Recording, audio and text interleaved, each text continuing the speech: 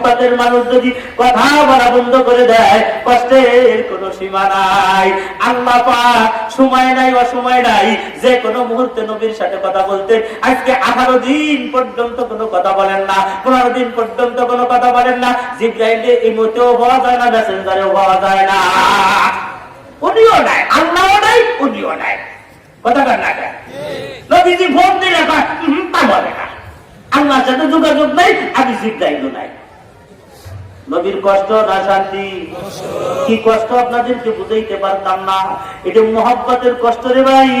কানতে কানতে নবীজির জান যায়। ওই দিক দিয়ে আবার মক্কার কাফেররা খবর পাই, এদিকে তাকান, মক্কার কাফেররা খবর পাইছে নবীর ফোন বর্তমানে আল্লাহ ধরতেছে না, রিসিভ করতেছে না, যোগাযোগ বিচ্ছিন্ন চলতেছে। মক্কার কাফেররা দল দল দল দল কইরা এবার নবীর কাছে এসে নবীরে ঠাট্টা করে, ও আব্দুল্লাহর পুত্র মুহাম্মদ, তোমার আল্লাহ তোমারে সকালে ফোন দেয়, সন্ধ্যায় ফোন দেয়, দিন বইরে কথা কওয়ার খালি মাতব্বরি করো, এখন তোমার আল্লাহর একটু কথা বলতি বলো। দেখছেন কষ্ট লাগে না লাগে না? লাগে না লাগে না? নবীর দিন শেষ হয়ে যাচ্ছে, যাত্রা হয়ে যাচ্ছে, কলিজা ফেটে যাচ্ছে। আয় হায়, আল্লাহ তো যোগাযোগ করতেছে না। মক্কার মানুষ ঠাট্টা করে, এতদিন বাইরে মানুষ ঠাট্টা করছে, অসুবিধা নাই। আজকে নবুর আপন চাচা, নাম হলো আবু লাহাব। আবু লাহাব এই নিজে এসে নবীরে ঠাট্টা করে। বাইস্ত খবরটা কি? আল্লাহ বলে তোমার সাথে যোগাযোগ বিচ্ছিন্ন করে দিছে। বাইস্ত তুমি মনে দুঃখ নিও না, আমরা আগেই বুঝছিলাম তোমার মতে তিমরে আল্লাহ নবী বানাইবে কেন? নবী বানানোর কি আর মানুষ তারা ফিরে পায় নাই? কত মানুষ দেশে রয়েছে, তার একটা নবী বানাইতো, কোটি কোটি টাকার মালিক ধনী মানুষ। তোমার মতো আগুরা নৌকা ঘোড়া বাপ নাই, মা নাই, চাচা নাই, টাকা নাই, এইরকম মানুষ আল্লাহ এতিম বানাইবে কি জন্য? নবী বানাইবে কি জন্য? আসলে আল্লাহ যে ভুল করছে, তার ভুল সে বুঝে ফিরে গেছে। জোরে কান্না নাউযুবিল্লাহ। এতদিন বাইরা মানুষ কথা বলছে, অসুবিধা হয় নাই। আজকে আপন নবীর চাচা যখন কথাগুলো বলে, নবীর কলিজা সিরিয়া যায়, চোখ করে জর্জর করে পানি ঝরে। আইরে ওই সময় কাটা গায়ে লবণ ছিটানোর জন্য মহিলা উম্মে জামিল নবীর চাচি চইলাইছে। এই উম্মে জামিল যদিও নবীর চাচি হয়, আবু লাহাবের স্ত্রী, উনি ছিলেন হলো হাফ লেডিস, পুরোপুরি মহিলা না, অর্ধেক পুরুষ অর্ধেক মহিলা। কথাটা বোঝেন না? অর্ধেক পুরুষ অর্ধেক, মাথায় গামছা বাঁধতে হাঁটতো, এরকম আসলে ফ্যাস দিয়ে হাঁটতো, ফ্যাস দিয়ে। ভাবি ছিল আলাদা, নবীরে মারার জন্য পাথর দিয়ে হাইটে বেড়াইতো এই মহিলা। শালি তো কত খারাপ। হ্যাঁ, ওরে কি আল্লাহ জাহান্নামের কথা সাথে বলছে? ওয়ামরাতুহু হাম্মালাতাল হাতাব, এই আছে না, বলেন না আপনারা, তাব্বাত ইয়াদা আবি লাহাব, আবু লাহাব যাবে, সাইসলা নারাল যাতাল হাবি, ওয়ামরাতুহু হাম্মালাতাল হাতাব, আবু লাহাব জাহান্নামে যাবে তাড়াতাড়ি। ও শালার বউ যাবে, দুটি জাহান্নামে যাবে। বড় অপরাধ কি? এই বউতে নবীরে খালি কষ্ট দিয়ে বেড়াইতো। নবীরে কি করতো? নবীরে কি করতো? এই মহিলা এসে ব্যবসা নেওয়ার স্যাদরা, আমাদের গরিবপুরে বাজার কয় স্যাদরা নেওয়ার ব্যবসাটা শুরু করছে। আল্লাহ তো গেছে তোমার বুঝে, কই তোমার আল্লাহ?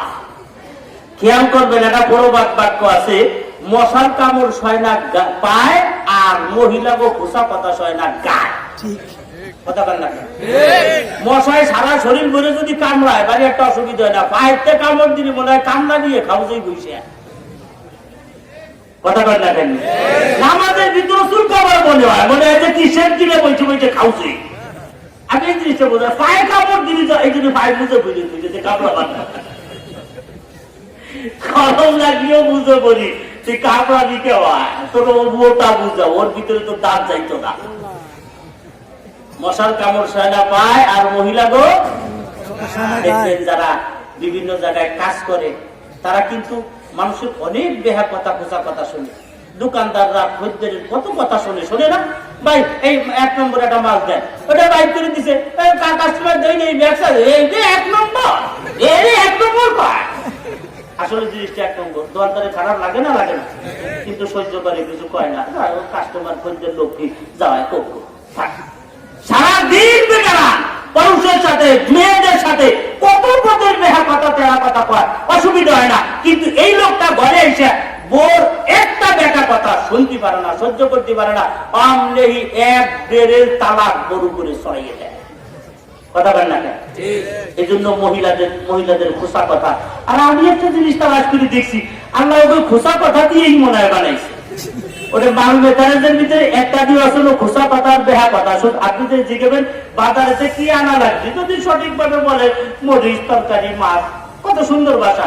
কে তুমি জানো না কি আনা লাগছে? কথা বল না সব সোজা ভাবে কথা ওরা বলতে পারে না। কথা বল না আমি গেলাম যাবনি, ওই বলবে যাও, নাইলে যাইও না, যাইতো না না যাইতো। কথা বলবেন আপনি খাবার আসেন, স্ত্রী বলবে আপনি খাবার আসেন, খাবার আসে না কে? আমাকে ফরিদপুরের ভাষায় বলতেছি আপনি খাবার আসেন, কত সুন্দর ভাষা। খাবার আসে না কে? অন্য বসে রয়েছে কে? সোজা কথা বলতে পারে না। আসেনি এই যে মহিলাদের ইন্টারন্যাশনাল খাসলা। আর একটা অভ্যাস আছে, মহিলারা ওয়াল ডিলেট করে দেয়। যুবক বোঝেনি ওয়াল ডিলেট কারে কয়? এক জাতায় সব কত, ওদের নাম ওয়াল ডিলেট। এক জাতায় মহিলারা সব ডিলেট করে দেয়। জীবনে তোমার বাড়ি একটু ভালো খাতি পারলাম না, ওয়াল ডিলেট। জীবনেও পারলাম না, ওয়াল ডিলেট একবারে সারা জীবন। 3-4 দিন আগে আসে চাইবো তো জন্মের গেলা গেল 7 কেজি গরু করতো রাইতে, ওদের কি বিশ্বাস কি ছিল? একদিনের কম পড়ায় সারা জীবন। জীবনেও ভালো একখান কাপড় সহি দেখলাম না। জীবন জীবন ধরে টান দেয়। কথা টান না দেয়। 3 নম্বরটা কি বলে তা জানে? 3 নম্বরটা বলে আমি তো ইয়ে থাকলাম। এটা হলো তাদের সুন্নতি বক্তব্য। আমি তো ইয়ে খাইয়ে গেলাম, তাই তুই যা তোর নানিরে ভাগাই দি। এই খায় না না নাই খায় তোর বিয়ের পরে তোর নানি তোমাকে বাড়িই ছাড়ে নাই। কথা ঠিক কিনা? মহিলা গোয়া আজকে চলতো না, তার ছিল মাদ্রাসা। আর একদিন আল্লাহ থাকবো ওটা করে চাহা দিবেন না, জ্বালা আছে মিয়া, ওদিকে যাইয়েন না। আরেকদিন আবুল আহমের স্ত্রী উম্মে জামিল তার কথা শুনে নবীজি এখন বেশি কান্দা শুরু করছে। এত কিন্তু কন্ট্রোল ছিল, এখন কন্ট্রোল। ওই দিক দিয়ে সময়ও কিন্তু 15-18 দিন হয়ে গেছে, সহ্য হইতেছে না। নবীজি ডাইনি ভাই বাইরে দিতে পারে না মানুষের দ্বারা, যে যায় যাই থাকতে হবে। কি আল্লাহ বলে তোমার বুঝে গেছে? আপনি বুঝবেন কামাইয়া এলাকার যদি কেউ নেতা থাকে, সেই নেতা এমপির সাথে সম্পর্ক, সে যদি এমপি তারে বয়কট করে দেয়, ওই লোক মুখ দেখাইতে পারে না সমাজে। কথা ঠিক কিনা? সে বাইরে দিতে পারে না সমাজে। হায় হায় বাইরে ওই দেখে যে দিছে না এমপি সাহেব, দিছে না একটু বলে বলে না বলে না, এরকম ঘটনা ঘটে না বলে না। ওই লোকটা তো দুঃখে বাইরে দিতে পারে না বাড়িতে, কারণ সে ওই এমপি সাহেবের মাতুম করিতে তো মাতুম করি ফিরে বেড়াই, ওই জায়গার পাওয়ারই তো দরকার তারি করতে বেড়াইতো, ওখানে এই করতো ওখানে ওই করতো। এমন ওই জায়গা যোগাযোগ নাই। একেবারে মুসিবিলের মতো সাহিত্যহানের দক্ষিণ কোনায় যাইয়া মহিলার ভিতরে বৈশাখটা চা খেয়ে কোনাকুনি বাড়ি চলে। কথা ঠিক কিনা? আল্লাহ নবীর অবস্থা এই বাইরে দিতে পারে না কোন জায়গা, যেখানে যায় তাকে টাকা দিতে। কি আল্লাহ বলে তোমাকে ভুলে গেছে? আল্লাহ কষ্ট হয়নি আপনাদের 3 ঘন্টা? আল্লাহ জিবরাইল আলাইহিস সালাতু ওয়াস সালামকে বলেন, জিবরাইল তাড়াতাড়ি যাও লৌহে মাহফুজের ভিতরে, লৌহে মাহফুজ থেকে সূরা দোহারে কপি করো, আর আমার বন্ধুর নিকটে নিয়ে জমা দাও। আমার বন্ধুরে জানিয়ে দাও মক্কার মানুষরা তারে এতদিন পর্যন্ত যা বলেছে আমি তারে ভুলে গেছি, আমি তার সাথে যোগাযোগ করা বন্ধ করে দিয়েছি, আমি তারে ভুলে গেছি। আমার বন্ধুরে জানিয়ে দাও আমি কসম খেয়ে বললাম, ওয়াদুহা আমি দুহার কসম খাইলাম, দুহার ব্যাখ্যা দেওয়ার সময় নাই। ওয়াল্লাইল আমি রাত্রের কসম খাইলাম, আমি রাত্রের কসম খাইলাম, দুহার কসম খাইলাম, সকালের সূর্যাস্তের কসম খাইলাম, রাত্রের কসম খাইলাম। মা ওয়াদ্দাআকা রাব্বুকা ওয়া মা ক্বালা। ও নবীজি আপনার আল্লাহ আপনারে বলে না। সুবহানাল্লাহ। আপনার জোরে কইতেন নি মিয়া? নবী খুশি না বেজার?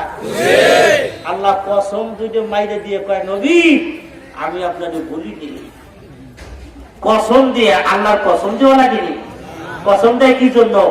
নবী দিল সান্ত্বনা করার জন্য, কথার গুরুত্ব বোঝানোর জন্য কসম দিয়ে পায় আমি বলি নাই আপনারে। নবীজি খুশি না বেজার? আল্লাহ থেকে নবী কষ্ট হয়েছে নি কয়দিন 11 দিন যে কথাবার্তা কইনি, ওহি তো হিদাজির করি নেই, আপনার কষ্ট হয়েছে নবীজি খাইতে দিয়ে আল্লাহ কোন কি আমি তো মুখই দেখাইতে পারিনি মাঝে গড়িতে দিতে পারি না। ওরা আমার বেশি কথা কয়, আমার শাসাও বেশি কথা কয়, আমার শাসি সেও বেশি কথা কয়। আমার খুব কষ্ট লাগছে। আল্লাহ পাক রব্বুল আলামিন বলেন নবীজি আপনার কষ্ট লাগছে, আপনার এই দুনিয়ার কষ্ট কার জন্য? আল্লাহর জন্য, দ্বীনের জন্য, ইসলামের জন্য। যেই কষ্টটা আপনি করছেন নবী গো আপনি মনে রাখেন ওয়ালাল আখিরাতু খায়রুল লাকা মিনাল উলা, এর বিনিময়ে আমি আল্লাহ আপনার আখিরাতের শ্রেষ্ঠ জায়গা দান করিয়া দিলাম, যা এই দুনিয়ার থেকে হাজার হাজার কোটি গুণ ভালো। সুবহানাল্লাহ। নবী খুশি না বেজার? খুশি। আওয়াজে বলেন খুশি। তাইলে এর পরের আয়াতগুলো বললো কেন? আলাম ইয়াজিদিকা ইয়াতীমান ফাআওয়া, এর পরের আয়াতগুলো কি জন্য? ওয়াজাদাকা দাল্লান ফাহাদা ওয়াজাদাকা আইলান ফাআগনা, এই পরের আয়াতগুলো কি জন্য বললো আল্লাহ? ওই নেতায়, যেই নেতার সাথে এমপির সম্পর্ক নাই, 3 মাস পরে হঠাৎ করে এমপি সাহেব ভুল বুঝতে পাইলে নেতারে ফোন দিয়ে দিছে আয় আমার কাছে। যাওয়ার পরে মাথায় হাত দিয়ে কয় আমি তোরে বলি নাই, যোগাযোগ করি নেই, তাতে কি হয়েছে বলি নাই, তুই চিন্তা করিস না। নেতাই তো খুব খুশি, আগামীকাল গরু জব করতাম 3টা, আমার নেতা আমারে বলে নাই। অমনেই নেতারে মাথায় হাত দিয়ে জিজ্ঞাসা করে 3টে বার যে যোগাযোগ ছিল না, সুবিধা না অসুবিধা, ভালো আছো না খারাপ আছো? নেতায় কয় আপনি কোন কি আমার অবস্থা আছে নি, সমাজে তো মুক্তি দেখাইতে পারি না, আর এই 3 মাসে কমপক্ষে 3 কোটি কামাই করতাম, তার কিছু নাই, উল্টো ভাইকে শুয়ে ঘরে বইরে খাইয়ে শুয়ে যাউলিয়া আমার অবস্থা বড় খারাপ। অমনি নেতা কয় ঠিক আছে 3 মাসে যেই লস প্রজেক্টে পড়েছো ওই লস প্রজেক্টের চাইতে বড় একটা কাম আমি তোমার জন্য বরাদ্দ করে দিলাম। দোহার থেকে নবাবগঞ্জ পর্যন্ত রাস্তায় 400 কোটি টাকা বাজেট, কামটা তোমারে দিয়ে দিবানি। ওখান থেকে 200 কোটি মাইনে ঠান্ডা হয়ে বসে দেখেন রাজি থাকলে এক যাবো। আপনি রাজি তো চাপছে, কিন্তু মনের ভিতরে একটু খটকা হওয়ার সময় তো ওই রুমি কয় দেয় না না দেয় তার খবর আছে কি? কথা কর না কেন? নেতারা তো এইরকমই কয়, এরকম কয় না দিবানি 400 কোটি দিয়ে দিবানি, তাই দেয় না না দেয় ভাইয়াই নয়। কিন্তু যেই বেচারা এমপি তার বুদ্ধি জ্ঞান আছে না নাই? ও তো চাইছিল নগদ কিছু নেওয়ার জন্য, ও তো বাহিরে চাই নাই। ঠিক পাইছে, ঠিক পেয়ে নেতার দিকে চোখ রাখ গাইয়া কয় কি ঘটনা? 400 কোটির বাজেট দিতে চাইলাম, বিশ্বাস হয় না। এই তুই দি ল্যাংটা পাইছিলি, সেটা স্যান্ডেল পাইতে দোহার বাজার দেখতে আমি তোর নেতা বানাইছি, আমি তোর তারা দোকানের ব্যবস্থা করে দিছি, মেম্বার হওয়ার যোগ্যতা ছিল না, আমি কাউন্সিলর বানাই দিছি। কথা ঠিক কিনা? এই যে নেতার প্রতি এমপির অবদান গুলোর কথা মনে করাই দিলে নেতার এমপির প্রতি মোহাব্বত আরো বাইরে যাবে। কথা বলেন না কেন? আল্লাহ পাক কয় বন্ধু আপনারে আমি পরকালের জান্নাত দিয়ে দিব। অবদানটার কথা স্মরণ করাইয়া নবীর দিলে আল্লাহর মোহাব্বত আরো বাড়ায়। আল্লাহ কয় আলাম ইয়াজিদিকা ইয়াতীমান ফাআওয়া, আরে আপনি টেনশন করেন কেন? আপনারে কি এতিম অবস্থায় আমি পাই নাই? জন্মের আগে আপনার বাপ মারা গেল, আর 6 বছর বয়স হইল, মার গলা ধরে বায়না করলেন আম্মি আমি কিন্তু আব্বার কবরটা দেখতে যাবই যাব। আম্মা কয় বাজান যাওয়ার মতো কায়দা নাই, কেমনে যাইবো? আমাদের সাথে কোনো পুরুষ মানুষ নাই, যাবো কেমনে? খরচ নাই, পথ খরচ। উম্মে আইমান দাসিনের সাথে নিয়ে বাবার কবর জিয়ারত করতে গিয়া নবীজি যখন ফেরত আসলেন পাহাড়ের মাঝখানে, আল্লাহ আজরাইলকে ডাক দিয়ে বলে আজরাইল নবীর মাকে ওখান থেকে বিদায় করে দাও, আর ফেরত দিও না। আজরাইল ডাক দিয়ে আল্লাহ আপনার হুকুম সিও দরজার অপেক্ষা হবে না, কিন্তু আমার দিলের ভিতরে বড় মায়া লাগে। এমন একটা সন্তান যে বাবার কবর জিয়ারত করিয়া আসার সময় পথের ভিতরে আপন বলতে কেউ নাই, একজন বান্দি, তার সেখান থেকে তার মারে যদি নিয়ে যায় তাহলে কে দেখবে, কে তার আদর যত্ন করবে, দেখাশোনা করবে? আল্লাহ তাই তুমি কাম চালিয়ে দাও। আজরাইল মার জানটা নিয়ে গেল। উম্মে আইমান কিতাবের ভিতরে লাগে নবীজির মার গলাটা বুকের ভিতরে জড়াই ধরে মা মা বলে এমন ভাবে চিৎকার পাড়তেছিল আর কাঁদতেছিল। উম্মে আইমান বলে ওই রকম কষ্ট আমার পৃথিবীর জিন্দেগিতে আর কোনোদিন লাগে নাই। আল্লাহর পয়গম্বর নিজে উম্মে ঈমান দুইজনে পাহাড়ের ইটে মাটিগুলো ভাগ করিয়া কোন মতে সেখানে তার মারে দাফন করিয়া বাড়ির ভিতরে এসে দৌড়িয়ে কার কাছে যাবে? যেই লোকটার বাবা নাই, যেই লোকটার মা নাই, আলাম ইয়াজিদিকা ইয়াতীমান ফাআওয়া, দৌড়িয়ে গেছে দাদার কাছে। আল্লাহ ডাক দিয়ে আজরাইল ওই দাদার ওই কেটো ফেলাইয়া দাও, ওটারেও থাকতে দিও না মার্কেটে। দাদারে মাইরে ফেলাইছে, দাদা নাই, দৌড়িয়ে গেছে চাচার কাছে। আল্লাহ কা চাচারেও রান আউট করে দাও, বেশি দিন সামনে যাবার দিও না। এটারেও মার্কেট থেকে আউট করে একেবারে পিওর একজন এতিম বানাইয়া আল্লাহ কায় আলাম ইয়াজিদিকা ইয়াতীমান ফাআওয়া, সেই এতিম অবস্থার থেকে আমি আল্লাহ আপনারে দেখে দেখে যত্ন করে এই পর্যন্ত আনছি না, আনি না। অবদানের কথাগুলো স্বীকার করে দেন। ও যারা কাদরুন ফাহাদা, আপনি গুমরাহির ভিতরে ছিলেন, আপনারে আমি হেদায়েত দিলাম। এই অর্থটা আমার কাছে ভালো লাগে না। আমি অনেকগুলো তাফসীরের কিতাব তালাশ করে বের করে আমার মন মতো আমি একটা অর্থ পেয়েছি তাফসীরে মাযাহিরে হকের ভিতরে। ওগো নবীজি, আমি আল্লাহ আপনাকে যেই পরিবেশের ভিতরে পাঠাইছিলাম ওটা ছিল একটা গুমরাহি পরিবেশ। তখন মক্কার মানুষ এত গুমরা ছিল, কাবা ঘরের ভিতরে মূর্তিগুলো নিয়ে জমা করে দিয়েছিল। আবু জেহেল কাবা ঘরের চারপাশে মহিলাদেরকে ল্যাংটা করে যাত্রা দিত আর নাচ দিত। এমন একটা দল লাগ, এমন একটা গুমরাহি পরিবেশের ভিতরে আপনারে আমি নবুয়ত দান করেছি। আর আপনার নবুয়তের আলো দিয়া আমি আল্লাহ সেই অন্ধকার গুলো দূর করিয়া টোটাল জগৎরে হিদায়াত দান করে দিয়েছি।